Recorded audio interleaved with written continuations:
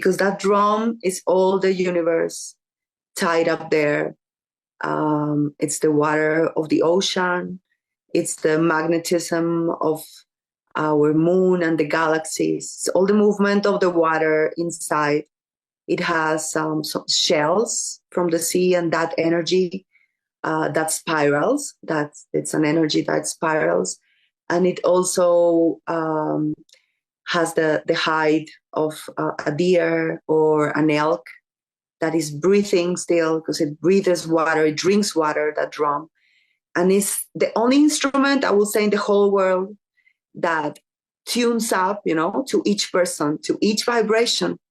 So when a person, and it acts in a very specific way, liberating energies, like a sword of light, you get all of this intense galloping rhythm, which is very, very sacred rhythm. And a lot of the stories of the drum speak about the vibration of the heart before we are born.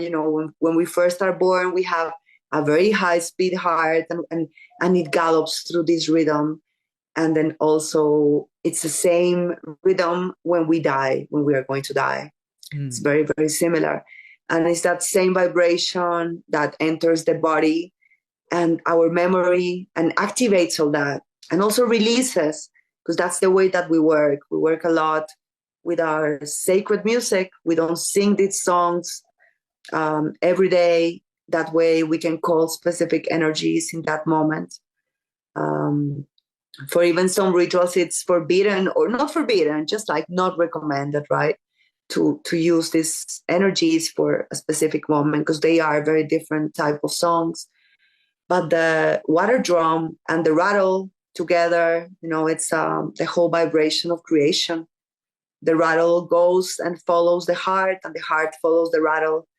And that's the masculine and the feminine energy in each one of the instruments. The womb of the sea, and then that staff that is pulsating all the time, life. And that's a vibration that, for healing and for releasing all kinds of energies, for liberating energies, it's amazing, and it works in a very technical way. Mm-hmm. And of course, there's very different ways for families, to tie up this drum. This instrument is tied up for every single ceremonial or purpose. And sometimes even when we honor the dead ones, we put some charcoals inside. There's many different ways. This drum comes from the north, but I will just say this now that I remember. They always think that the people of the south and the ones that we do ceremonials here, from the Andean world, or from the south in general, that we brought the peyote drum from North America. And actually, the ceremony here, also the altars that we have, they have same half moon as the same crescent moon that the North American people pray, the tribes, and also has a water drum with the same water inside, rainwater inside, or seawater, but they have like a shell on top. So it's that old kind of drum where you put the shell on top, and it's like a cuenco, and then the vibration of the water will work, so it's the same energy, right? The same energies.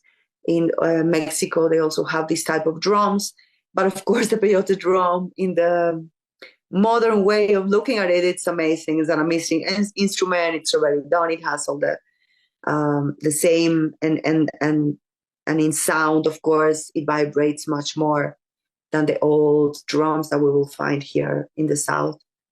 But yes, just that instrument, it's like a lot of lives understanding all of the little details of that altar. The first altars in the tradition of the North and here in the South too were done in that drum. So they will do the fire in that drum, and then they give the water in that same same pot, same calderon. Mm-hmm. And that same womb of creation where everything goes together. that's the same space where we all go in any of our ceremonies. Yeah, that was the first time that I experienced that drum was in a Native American ceremony.